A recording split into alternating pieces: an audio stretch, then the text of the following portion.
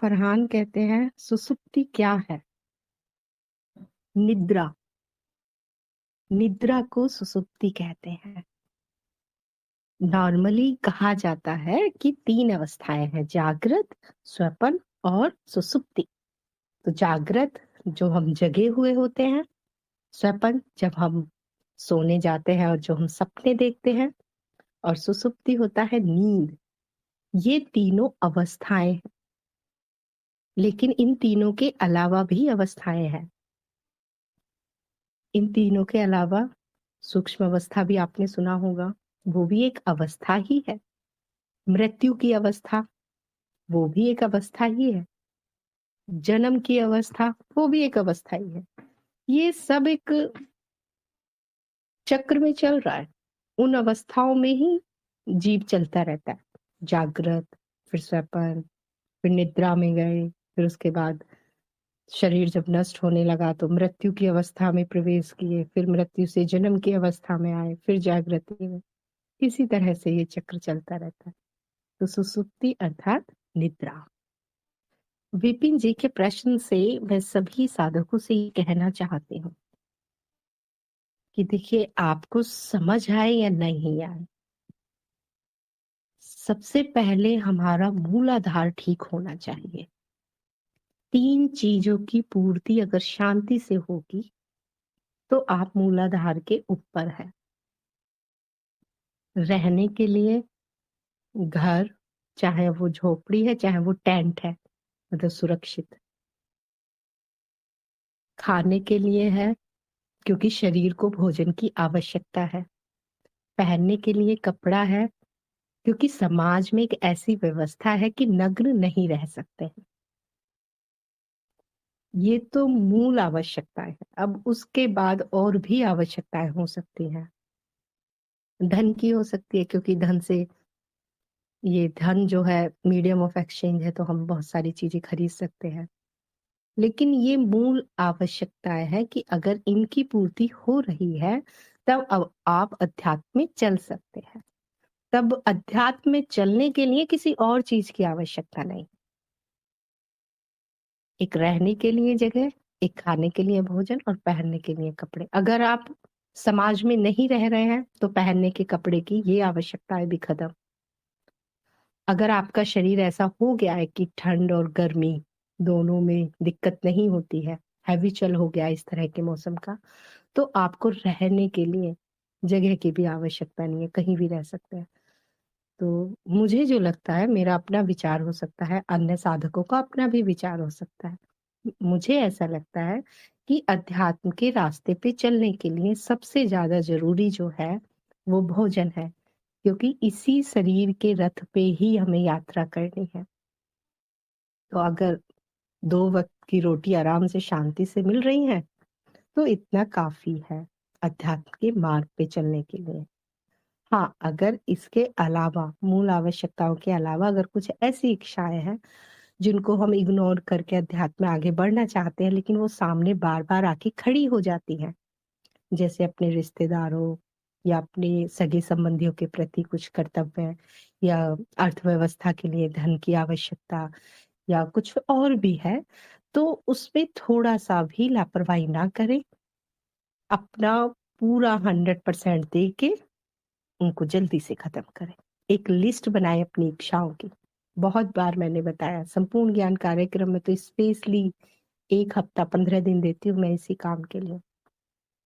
अपनी इच्छाओं की एक लिस्ट बनाएं, जितनी मर्जी लंबी बनानी है उतनी मर्जी, 5, 10, 50, 100, 500, जितनी भी बनानी है, वो सारी इच्छाएं उसमें लिखे, जो कि उठती है बार बार, बार बार उठती है, हर एक परिस्थिति में उठ के खड़ी हो जाती हैं, जो सामने में आके खड़ी हो जाती हैं। उनकी एक लिस्ट बनाए और उन इच्छाओं को पूरा करने का प्रयास करें। कुछ इच्छाएं ऐसी हैं जो जबरदस्ती समाज के द्वारा थोपी हुई हैं, तो उन्हें आप कट कर सकते हैं।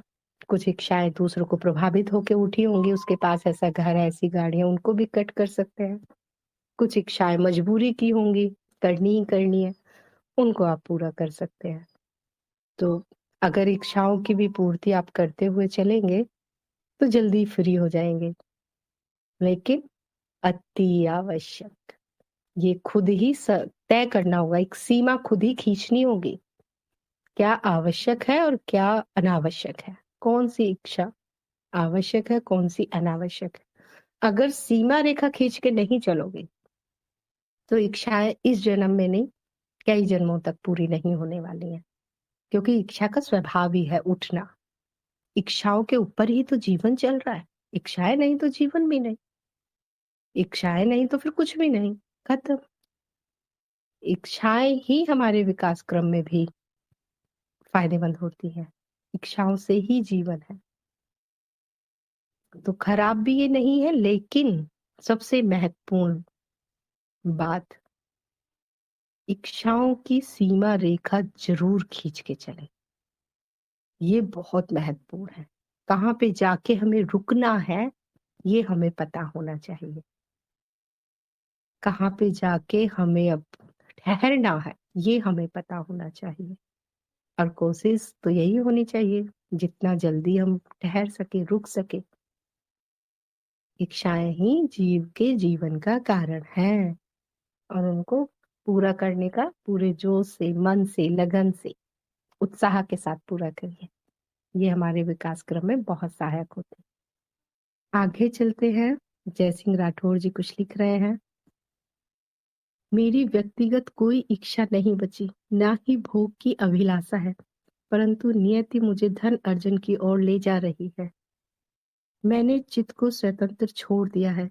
क्या मैं अध्यात्म से भटक तो नहीं रहा हूँ?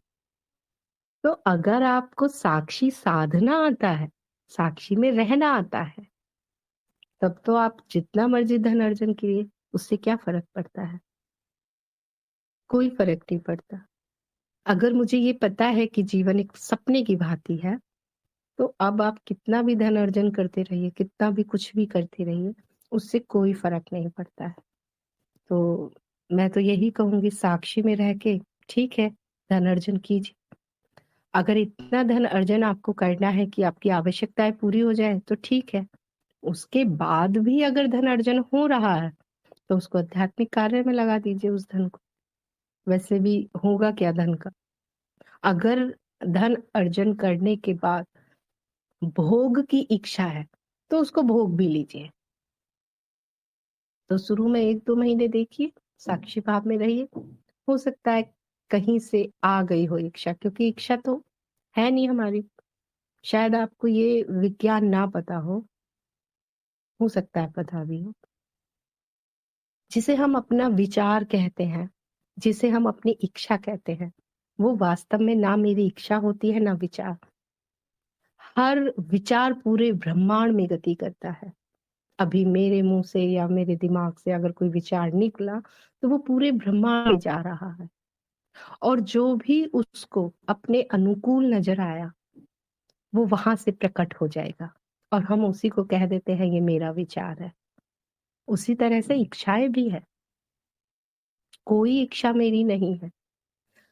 वो किसकी इच्छा है जो यहाँ तक पहुंच गई है और अब वो प्रकट भी होने को तैयार है। हम सिर्फ श्रेय ले लेते हैं कि मेरी इच्छा थी और मैंने अपनी इच्छा की पूर्ति कर ली।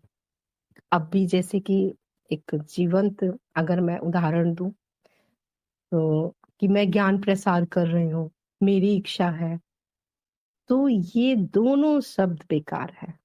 दोनों ही बेकार है। ना मेरी इच्छा है और ना ही मैं ज्ञान प्रसार कर रही हूँ। ये गुरु क्षेत्र की इच्छा है, और गुरु क्षेत्र इस शरीर के यंत्र का इस्तेमाल कर रहा है। तो ना विचार मेरे हैं ना इच्छाएं ही मेरी है। फिर भी अगर इतनी प्रगाढ़ उठ रही है तो ठीक है, धन अर्जन कीजिए, आवश्यकताओं की पूर्ति करिए। अगर कोई भोग विलास में बहुत रुचि है वो भी पूरा कर लीजिए।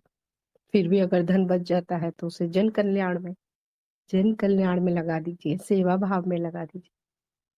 अगर ये प्रारब्ध की हुई तो फिर ये होके रहेगी। फिर 2 महीने साक्षी भाव में रहने के बाद भी होके रहेगी। और अगर प्रारब्ध की नहीं हुई, इधर उधर से आ गई है, तो साक्षी भाव में चली जाएगी।